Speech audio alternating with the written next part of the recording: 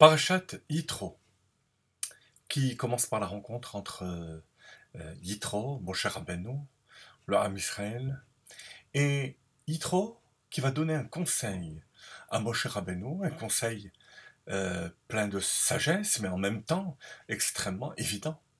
C'est que Moshe ne pourra pas à lui seul s'occuper de tout le peuple juif. Il lui faut des intermédiaires, des Saré Alafim, Saré Meot, Saré Asarot. Alors les commentateurs, notamment l'Abrabanel, posent la question évidente: comment se fait-il que Moshe Rabbeinu n'y ait pas pensé jusqu'à maintenant? C'est vrai que lorsque on vient de loin, on est toujours de bons conseils parce qu'on a un certain recul par rapport à la situation.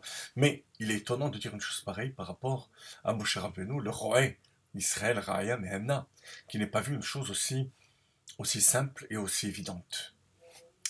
On retrouve un épisode qui ressemble à celle-là par rapport à Matan Torah.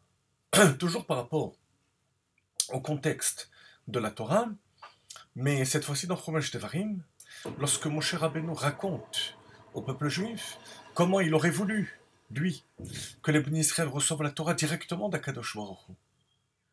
Mais à ce moment-là, Hitashtem et kochi kinkeva, vous m'avez déçu, j'en ai perdu la force de mes bras comme une femme. Lorsque vous m'avez dit que vous vouliez recevoir la Torah de moi et pas directement d'Akadosh Baruch Hu. Pourtant, Akadosh Baruch Hu a acquiescé à l'opinion des enfants d'Israël. Rétivu Asher Dibero. Ils ont raison. Et c'est pour ça qu'Akadosh Baruch Hu va transmettre à partir du 3e commandement la Torah à Moshe Rabbeinu pour qu'il le transmette au Béné Israël. Alors là aussi, peut-on imaginer que Moshe Rabbeinu n'ait pas évalué comme il faut la force, la capacité des Béné Israël à recevoir la Torah directement d'Akadosh Baruch Hu? Difficile à dire une chose pareille. En fait, l'explication, c'est que Moshe Rabbeinu ne s'est pas trompé dans les 2 épisodes. Les Béné Israël, Yitro, ne se sont pas trompés non plus. Il a fallu finalement que passer par les intermédiaires, les Saré Alafim, Saré Meont, dans l'épisode de Yitro. Pour Matan Torah, il va falloir passer par l'intermédiaire qui est Moshe Rabbeinu. Mais tout dépend à quel niveau on voit la chose. De par Moshe Rabbeinu, les bénis Israël devaient recevoir la Torah directement de lui, sans passer par des intermédiaires. Parce que recevoir la Torah de Moshe Rabbeinu, c'était la recevoir d'Akadosh Baruch Hu, directement. Mipi Hakvura, comme il dit lui-même. Et vu les choses étant vues par Moshe Rabbeinu, c'était possible. Mais les bénis Israël et Yitro, qui venait de l'extérieur, lui comprenait que voir les choses de par Moshe Rabbeinu, c'est une chose, mais recevoir les choses lorsqu'on vient de l'extérieur, lorsqu'on vient de loin, eh ben, on a une vision des choses différentes. Parce que pour que les choses soient intériorisées, surtout que il y aura bien une époque où Moshe Rabbeinu ne sera plus là, eh ben, il faudra réfléchir au fait de passer par des intermédiaires qui vont recevoir l'enseignement de Moshe Rabbeinu, qui vont recevoir les étincelles de la Neshama de Moshe Rabbeinu, comme on verra par la suite, pour transmettre au peuple juif, transmettre le sens de Dieu qui est dans la Torah. Et pour ça, on doit passer par les Saré Alafim, Saré Meont.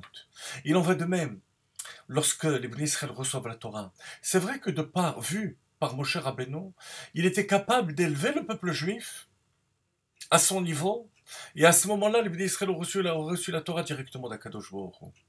Mais eux voulaient recevoir, les bénis Israël, la Torah de par eux-mêmes, sans avoir besoin d'être hissés au niveau de Moshe Rabbeinu. Hetivu Asher Diberu. Ils ont raison. Dit Akadosh Baruch Hu. Pour nous, l'enseignement, chers amis, c'est que on se prépare à Parashat Yitro, à recevoir la Torah. Et chaque jour, on reçoit la Torah. Ba'urat Hashem noten la Torah. Il faut recevoir la Torah de par nous-mêmes, par notre intellect, par nos sentiments, pour qu'on intériorise la Torah, qu'on la ressente et qu'on la comprenne. De même que lorsqu'on s'attache aux tzadikim dans chaque génération, on reçoit la Torah et le divin à travers la Hitpashtuta des Moshe, le dévoilement de Moshe Rabbeinu de notre génération, qui correspond à notre génération.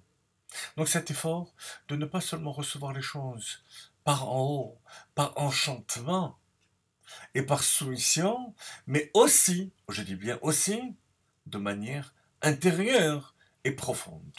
Et c'est justement le sujet de Tou B'Shvat qu'on célèbre ce soir, ou si vous écoutez l'émission un peu plus tard dans la semaine, c'est quand même une semaine imprégnée de l'enseignement de Tou B'Shvat.